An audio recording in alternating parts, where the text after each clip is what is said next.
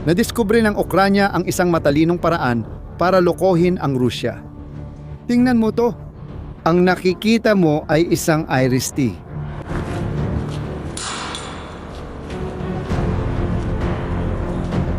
Isang sistemang depensa sa himpapawid ng Alemanya na kayang pabagsakin ang mga misil, drone at sasakyang panghimpapawid mula 10-10 kilometro. Nakakuha ang Ukranya ng ilan sa mga ito mula sa Alemanya. At sa isang bansang binobomba araw-araw, ang ganitong sistema na kayang protektahan ang buong himpapawid ay napakahalaga. Dahil dito, may obsesyon ang Rusya. Ang pagsira sa isang IRIS-T ay nangangahulugan ng pagbubukas ng butas sa panangga ng himpapawid ng Ukranya. At iyan mismo ang sinusubukan gawin ng mga Ruso mula pa noong unang araw. Dito, nakikita mo ang tanawin mula sa isang drone ng Rusya na lumilipad sa ibabaw ng mukhang iyon mismo. Isang IRIS-T na nakapwesto sa isang base ng depensa sa himpapawid sa Kharkiv. Nang matukoy ng mga Ruso ang target, agad silang kumilos. Isang drone ang umatake, lumapit, nagpaputok ng misil at tinamaan ng direkta. Nasira ang IRIS-T. Natapos ang misyon, isa na namang sistema ng Ukranya ang nawasak. Pero may isang detalye, isang napakahalagang detalye. Hindi totoong umiral ang sistemang ito. Niloko lang ng Ukranya ang Rusya at tiyak magugulat ka sa paraan nila. Napakasimple ng trick na parang imposibleng gumana ito. Nagpapakalat ang Ukranya sa larangan ng digmaan ng mga inflatable na replika ng sarili nilang mga armas, mga tangke na gawa sa goma, mga sistemang misil na gawa sa lona, at mga pekeng radar. Mga kagamitan na mula sa malayo. Mukhang totoong totoo, pero sa loob puro hangin lang. Parang biro, di ba? Pero ang nangyayari tungkol dito sa digmaan ay mas seryoso kaysa sa inaakala. Para maintindihan kung bakit ito gumagana, dapat mong malaman na hindi lang basta kahapon nabuo ang ideyang ito. Noong 1944, bago ang D-Day, pinakamalaking paglapag ng militar sa kasaysayan, kailangang linlangin ng mga alyado ang Alemanya kung saan magaganap ang atake. Ano ang ginawa nila? Pinuno nila ang baybayin ng Inglaterra ng inflatable tangke, pekeng eroplano at mga truck na lona. Nilikha nila ang isang huwad na puwersang sobrang kapani-paniwala kaya nailipat ng mga Aleman ang mga buong dibisyon sa maling lugar, habang ang totoong sundalo ay lumapag na sa Normandy at ang Alemanya ay naghintay ng pag-atake sa ibang lugar. Ang hukbong multo ay kumilos sa mahigit 20 larangan ng labanan at naging epektibo dahil ang mahusay na maling impormasyon ay napaparalisa ang kalaban kahit bago pa may mapaputok na kahit isang bala. 80 taon na ang lumipas, pareho pa rin ang luhika. Pero mas naging absurdo pa ang kabalintunaan. Dahil noong 1944, kailangang malinlang ng mga replika ang mga mata ng tao at mga eroplanong lumilipad sa taas. Ngayon, kailangan nilang lokohin ang mga drone na may thermal camera, radar sensors, at artificial intelligence. Maiisip mong mawawala ng silbi ang mga replika dahil dito. Sa huli, habang dumarami ang teknolohiya ng pagmamanman, mas madali sanang matukoy ang peke, di ba? Pero ang nangyayari ay kabaligtaran nito. At hindi isang inhinyerong militar ang lumikha nito, hindi rin ito gawa ng isang defense laboratory na pinunduhan ng bilyon-bilyon. Ang lalaking responsable sa paglikha ng mga inflatable na plane na ito ay si Viktor Talanov at bago siya naging isa sa pinakamahalagang pangalan sa depensa ng Ukraine, gumagawa siya ng mga lobo para sa sports, inflatable na kastilyo, at mga kagamitan para sa children's party. Inangkop ni Talanov ang kanyang kaalaman para lumikha ng mga military replika na sobrang kapani-paniwala, kaya ginagamit na ito ngayon hindi lang ng mga puwersang Ukrainian, kundi pati ng United Kingdom at Estados Unidos sa kanilang mga operational training. Dumating ang mga replika ni Talanov sa isang kritikal na panahon para sa Ukranya dahil may problema sila na walang madaling solusyon. Nauubusan sila ng totoong kagamitan sa labanan. Inaabot ng buwan bago magawa ang mga tangke at milyon-milyong dolyar ang halaga ng mga ito. At dahil sa dami ng mga drone naglipa na sa larangan ng labanan ngayon, nagiging agarang target ang kahit anong armored vehicle. Kapag naglagay ka ng totoong tangke sa labanan, sa loob lang ng ilang oras, minsan ilang minuto lang, makikita na ito sa radar ng drone ng kalaban. Imbes na ipakita ang totoong kagamitan, naglagay ang Ukranya ng mga inflatable na replika sa mga estratehikong lugar sa frontline, kung saan kailangang kumilos ang Rusya at madaling mapansin ang kahit anong galaw. Hinahayaan nilang kalaban ang gumawa ng maruming trabaho laban sa mga maling target. Ang mga inflatable na plane ay naitatayo sa ilang minuto lang. Kaya ng isang maliit na grupo na magpalobo at maglagay ng replika ng tangke bago pa makadaan ang susunod na drone ng paniniktik sa lugar. Kapag kailangan nilang ilipat, mabilis silang kumikilos na parang totoong kagamitan ang hawak. Nakikita ng Russian intelligence ang mga tala ng posisyon. Nakikita ang galaw at nagsisimula nilang ituring iyon bilang isang buhay na target. Pero may malinaw na problema dito. Kayang lumapit at tumingin ng malapitan ng drone. Kaya lumilitaw ang tanong, paano nagagawang lokohin ng isang replika na gawa sa goma ang makabagong teknolohiyang militar? Ganito.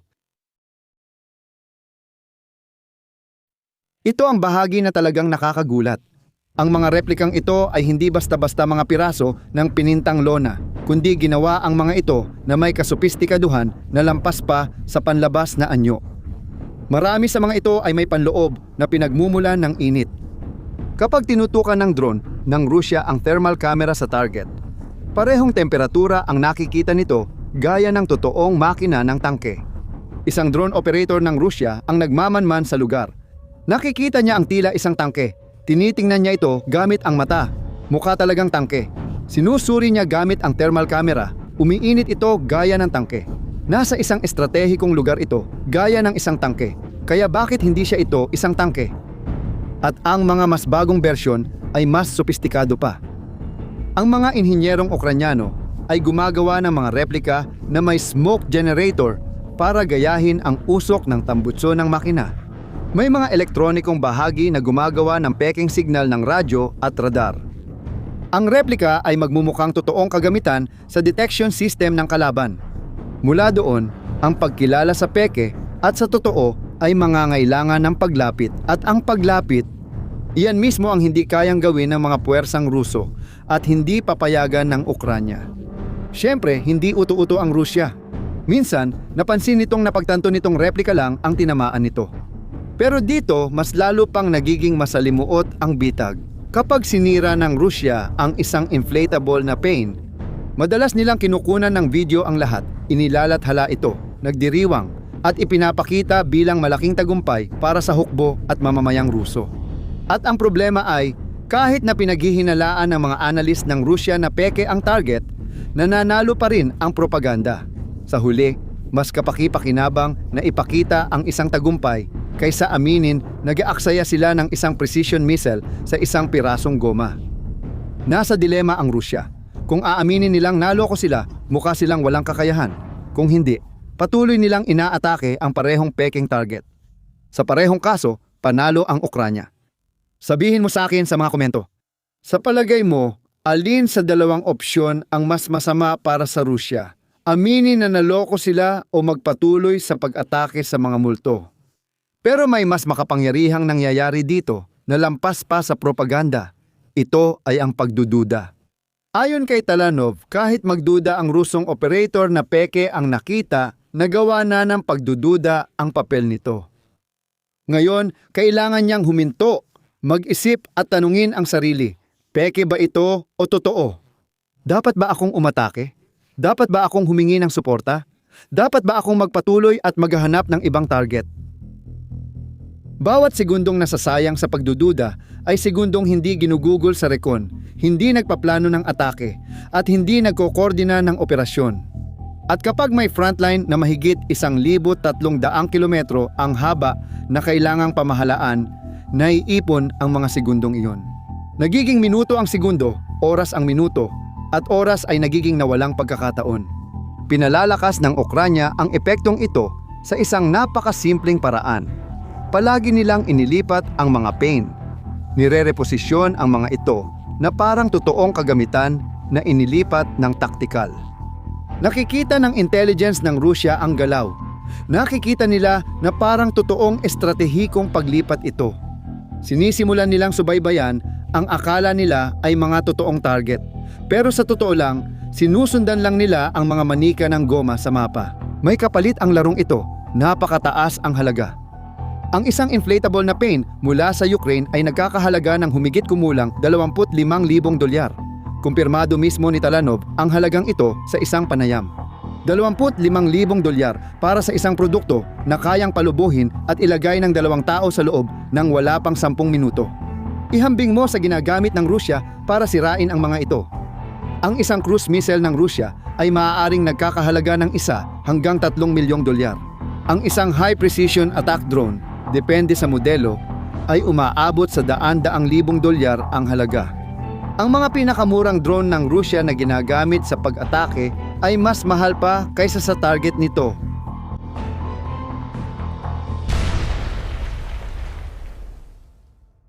Na winawasak nila.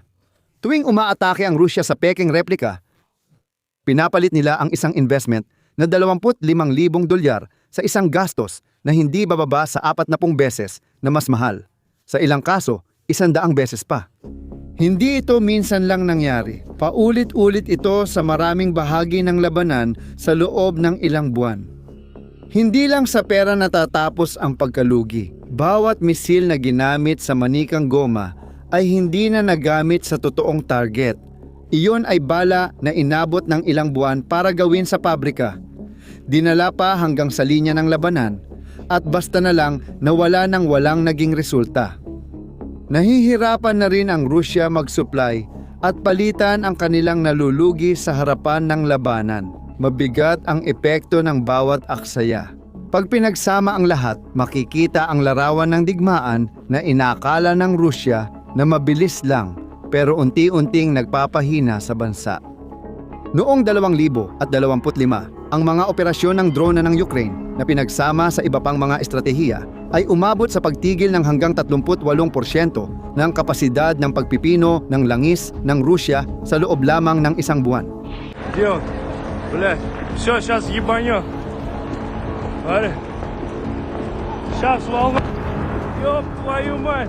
Noong Setyembre, bumaba ng 18% ang produksyon ng gasolina at diesel kumpara sa buwan bago nito. Ayon sa kasaysayan, ang langis at gas ay bumubuo ng hanggang 40% ng kita ng pamahalaan ng Rusya. Ang sunod-sunod na pag-atake sa infrastrukturang ito ay direktang pag-atake sa pondo ng digmaan. At kahit ganoon, patuloy pa ring sumusulong ang Rusya, ngunit ang bilis ay naging sobrang mabagal.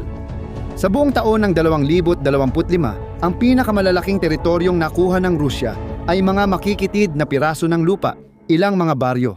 Walang anumang makapagbibigay katwiran sa laki ng pagsisikap at ng halaga sa buhay ng tao. Isang hukbo na may inisyatiba pa rin sa labanan.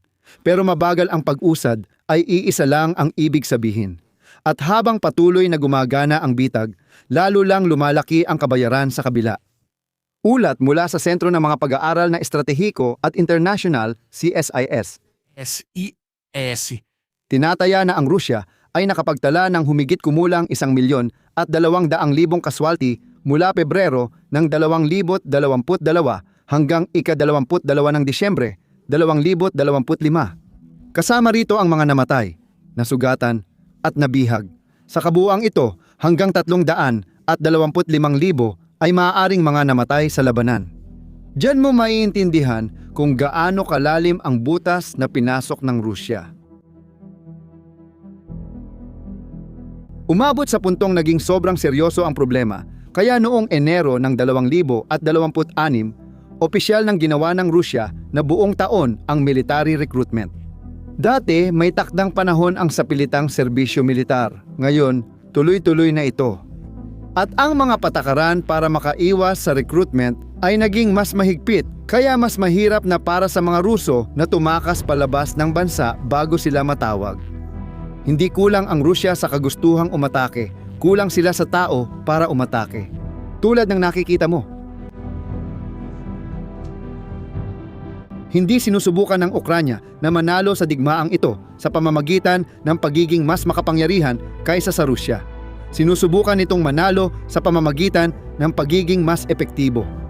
Sinimulan ng Russia ang digmaang ito na may kalamangan sa lahat ng bagay.